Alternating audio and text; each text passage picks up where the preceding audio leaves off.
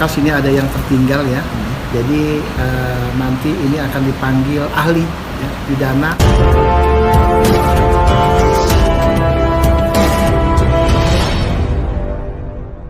Ini sudah tanggung jawab kami sebagai kuasa ya. Memang sudah cukup lama ya, ini belum ditindaklanjuti. Rencana karena memang kemarin juga terkait mengenai ada hal ya, banyak kami di luar kota, juga ini juga mau menjelang Lebaran. Ya, harap kami akan menyampaikan surat ya kepada pimpinan ya untuk cyber, Direktur Cyber Polda Metro Jaya. Ya, sudah sampai mana? Artinya terkait mengenai laporan klien kami Saipul Jamil terkait mengenai DP seperti itu. Tapi informasi update dari kepolisian juga belum ada ya Bang, surat panggilan dari DP sendiri? Saya sudah dipanggil dengan Kanit ya, Kanit 1 ya, saya namanya Kanit 1 Cyber Polda Metro Jaya, bahwa ini sudah ingin ditindaklanjuti karena kemarin baru pergantian pimpinan ya, Kanit ya. Jadi mereka sudah buka-buka berkas, ini ada yang tertinggal ya. Jadi nanti ini akan dipanggil ahli ya, pidana dan lain-lain seperti bahasa termasuk juga akan dipanggil, dan menurut Kanit nanti akan digelar perkara di Mabes Polri seperti itu. Respon pengacara dari pasalnya pelapor, bahkan pelapor, gimana Bang respon dari yang abang laporan itu? Ada nggak sih Bang selama ini untuk berkomunikasi atau gimana? Berkomunikasi dalam hal apa maksudnya itu? Ya soal maksudnya laporan atau gimana Bang? Apa ada titik terang untuk berdamai atau gimana? Ya kalau kita lihat kan dari awal proses ke DP itu kan kita sudah somasi ya 1, 2 dan selanjutnya sudah ada mediasi juga, panggilan dari pihak penyidik ya, belum ada respon. Saya lihat dia nyaman-nyaman aja sih. Ya saya juga sebagai kuasa hukum daripada Saipul Jamil, ini hutang masih buat beliau ya. Hutang kita sebagai praktisi hukum khususnya PH-nya ya, supaya dapat membuat yang terbaik untuk kliennya dan membuat nyaman untuk klien seperti itu.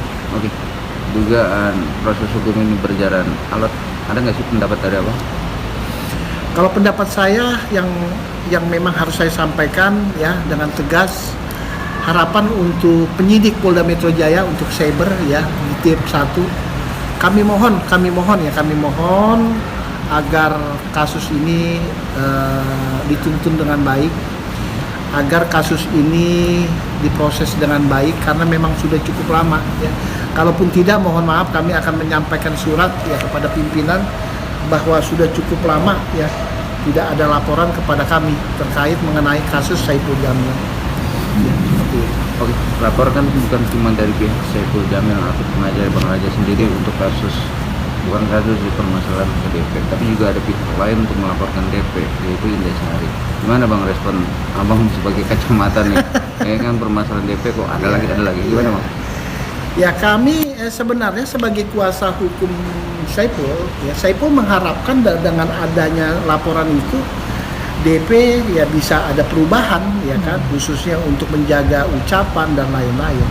Tapi terkait mengenai ada laporan dari pihak lain di Mabes, saya rasa itu ya mereka lah ya, kami di luar daripada itu ya kan.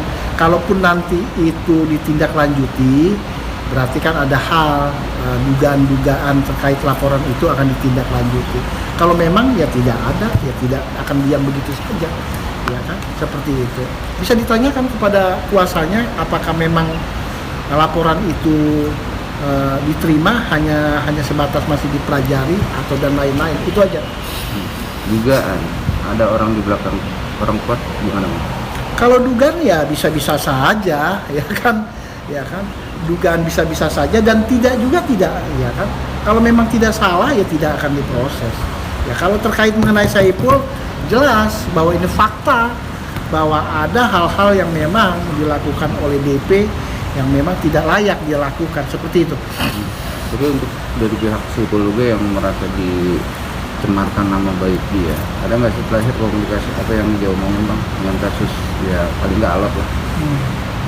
Terkait bagaimana tadi maksudnya? Nggak ada komunikasi, nggak kan Saiful sendiri merasa asalnya dicemarkan nama baik, proses sudah berjalan, tapi merasa ada nggak sih komunikasi ke abang?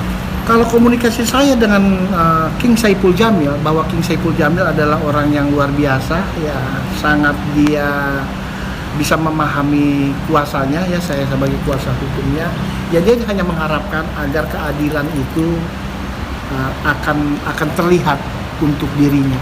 Dulu dia salah, ya kan, ingat, dulu salah, bagaimana? Jalan. Ya berjalan. Tapi saat itu minta keadilan loh beliau. Ingat untuk kepolisian Republik Indonesia, mohon maaf, harapan untuk King Saiful Jamil diberikan satu ketegasan. Ya, putusannya apa sih?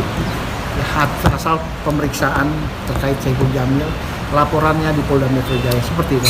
Untuk laporan sendiri tetap berlanjut dan masuk di pengadilan. Wah, harapan kami seperti itu. Mungkin harapan masyarakat banyak.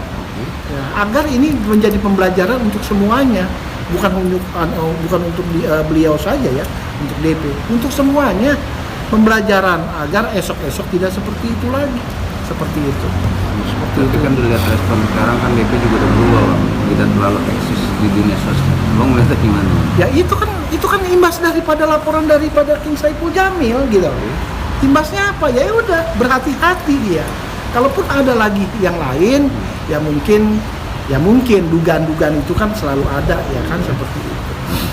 Saya lihat respon juga Saiful Jamil juga sekarang lebih elegan, lebih berwibawa, apalagi dia punya konten-konten. Abang melihatnya seneng gak sih sebagai pengacaranya lah?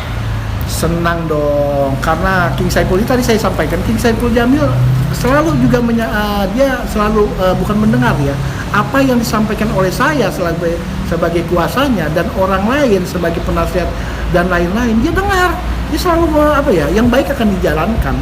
Faktanya lihat, dia semakin berwibawa, semakin ya elegan, ya karisma hidupnya semakin tertata lah ya. Mengenai rezeki kan sudah Tuhan yang mengatur, seperti itu. Nyatanya dia segar, bugar, karena kenapa? Karena kedekatannya kepada Allah Subhanahu wa Ta'ala, seperti itu. Pesan saya untuk King Saiful Jamil, tetap semangat ya. Dan untuk kepolisian Republik Indonesia, tegakkan hukum untuk masyarakat dan untuk siapa saja, tegak lurus, seperti itu. Tanpa tebang pilih? Oh tentu tidak memilih siapa yang memang harus, enggak. Semuanya kalau salah tentu harus ditindak, seperti itu.